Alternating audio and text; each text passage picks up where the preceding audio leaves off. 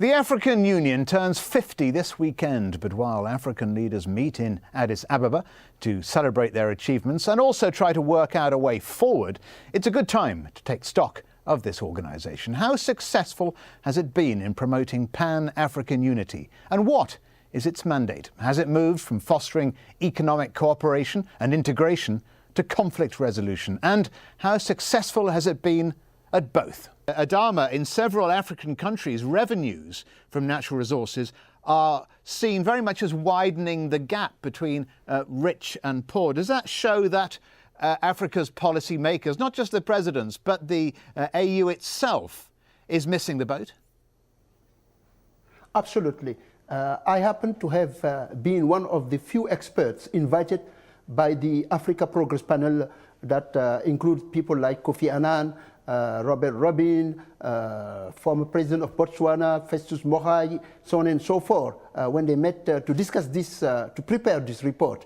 And one of the things I am strongly confident about is that you have a failure of leadership in this situation from African leaders. They are allowing outside forces to take advantage of the resources, and there is no trickling down of the resources into the African societies.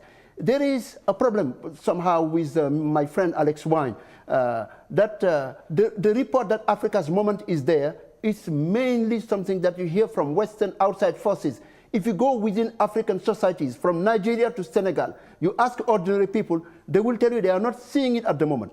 Additionally, a few years ago, in the 70s, for instance, then head of the Organization of African Union, the Cameroonian Zo Ekangaki, when you entered somehow in a shady deal with the firm Lonro, he was sacked from office. These days, the kind of leaders you see in Africa are those who are dealing with outside companies and ensuring that as long as they can get their cut, it can continue this way. And they are facilitating, indeed, the subtle recolonization of this continent. This word may be heavy, but this is somehow what is happening. All right, well, colonialism making a comeback. Okay, we've had some comments already to what we've had to say on Facebook. Kalutawa Aquiles argues, I don't see the relevance of the African Union any longer.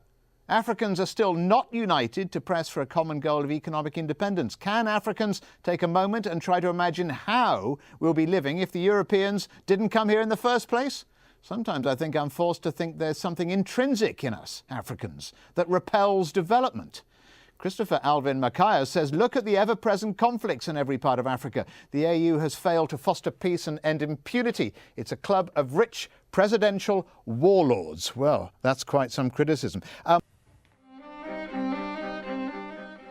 Some sectors of Western institutions have branded Africa the most corrupt continent in the world, while ignoring the root causes that fuel it. An African Union report had estimated in 2002 that corruption cost Africa about $150 billion a year, a figure that outweighs the total amount the continent receives in donor aid yearly. But African experts point the finger at Western governments and multinational organizations for fueling the problem. They blame Western interference in Africa's political system and the use of old colonial tactics by multinational companies controlling most of Africa's extractive resources and businesses. Corruption is it's an evil.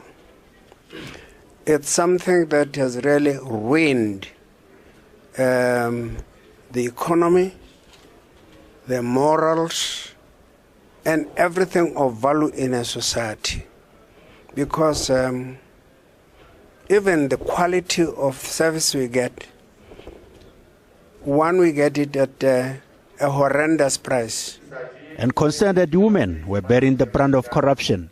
Even when the corruption is within the judiciary, the woman who suffers most. We've seen women denied inheritance, and the courts do not give them their rights to inherit. So this man-made evil, and I underline man-made evil, excluding women deliberately, is something which is very serious. French judges are finally opening the lid on the embezzlement, money laundering, and privileged relations between France and the current leaders of their former African colonies. The revelations are staggering. The family of Congolese President Denis Sassou Nguesso has 112 French bank accounts, often worth hundreds of thousands of euros each, and which allegedly paid for 91 suits from a single tailor. The Bongo clan of Gabon owns real estate totaling some 21 million euros, most of it in the ritzy Golden Triangle section of Paris. The Obiang family from the tiny West African nation of Equatorial Guinea recently had 5 million euros worth of cars seized in what many hope is just the first in a wave of confiscations. Given the poverty of these nations, many contend that these properties could not have been honestly acquired. The African Union, a pan-African organization whose charter states its mission is to serve and unite the countries of Africa towards peace and prosperity. Who is the African Union really serving? Do the ruling elites have their own agenda? That's today's discussion on The Global African. I'm your host, Bill Fletcher. Thanks for joining us. Well, let me ask you a very direct question. Do you think Africa can unite? It's been the dream of so many of us on the continent and in the rest of the African world.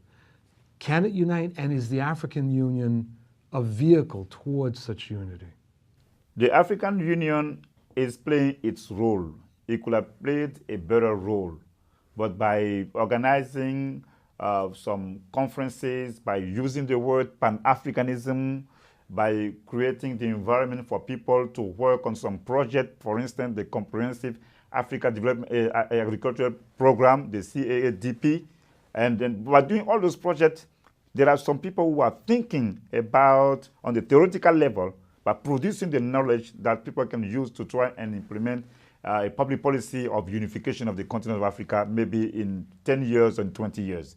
This is what they've been doing, and then we have to acknowledge that. We have to commend them for that. Yes, Africa can be united, but it has to start somewhere. What about the African Union's relationship to the diasporas? And I use the plural because I was struck when the African Union began talking about a sixth region. And that region, as they initially described it, was the diaspora. And many of us, many African Americans, those that are descendants of those the populations brought here in slavery, assumed that they were talking about us. And we were excited about that, only to find out they weren't talking about us.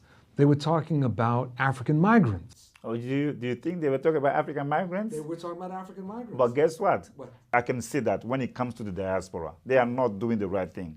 But you know, maybe they're not doing what they're supposed to do. And but this is what I suggest to us.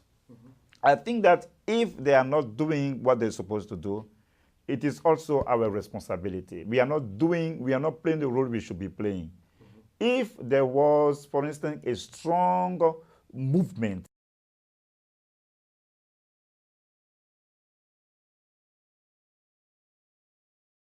of the diaspora with African migrants and African Americans and Afro-Caribbean in Washington, D.C. or in the U.S.,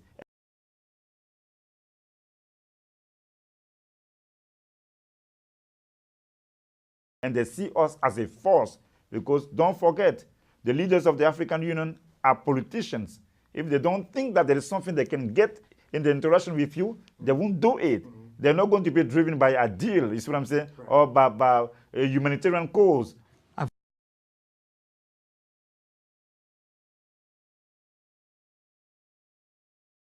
often wondered whether the failure to actually engage the diaspora was also driven by a fear of the United States and perhaps a fear of some of the West European countries. Because think back, one of the things that you see historically among African Americans has been an attempt to connect our situation here with that in the Caribbean, Latin America, and increasingly now with Latin America. And Malcolm X, as you may remember, went to the continent in '64 and was looking to get the support of African countries for the African American freedom struggle. And there was reluctance among many countries to speak out on that situation. So I'm wondering, and hopefully not being cynical, but I am wondering whether part of the ambiguity that we're getting from the AU is political, that they are really reluctant to push this issue of the diaspora. Yeah, I agree.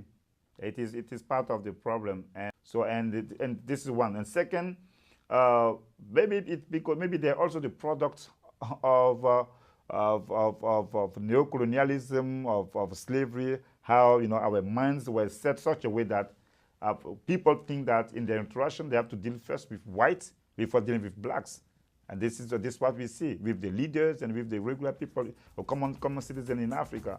The AU also did something very different from the OAU, which is that it initially announced that there was going to be a sixth region, which was the diaspora, and but it turned out that by diaspora, they at least initially meant African migrants, not so much people of African descent who had been ripped away from the continent and brought to the Western Hemisphere. How do you assess that, and do you believe that the leadership of the African Union gets this issue about the diaspora from the period of slavery? In practice, as you point out, I think that there's a much more limited understanding of who actually constitutes the African diaspora. And again, in practice, there has been very little substantive engagement with the diaspora in terms of the actual political and economic questions that the AU is concerned with. So in that sense, do you think that the AU is a vehicle for a Pan-African dream? I think among certain leaders, certain individuals who are involved with it, it has become the sort of most clear institutional representation of a particular Pan-African dream. At this point, there's nobody who's really picked up that charge. And there doesn't seem to be as strong an emphasis on using the AU as a vehicle for Pan-African aspirations. Respect for the principles of human rights, of democracy and the rule of law are deeply embedded in the African Union's own charter. So amidst all of the celebrations, human rights groups across the continent would argue that over the past half century, the AU has fallen well short of its own founding ideals. Distinguished guests, ladies and gentlemen, this summit takes place against the background of a world of growing globalization. It is therefore most imperative that we get to know one another even better than before in order to fully appreciate the various circumstances under which we live. Africans and African Americans need each other. There are well-known historical and sentimental reasons why Africans and African Americans must cooperate. These must form a basis for strengthening and deepening linkages between us of a more substantial nature.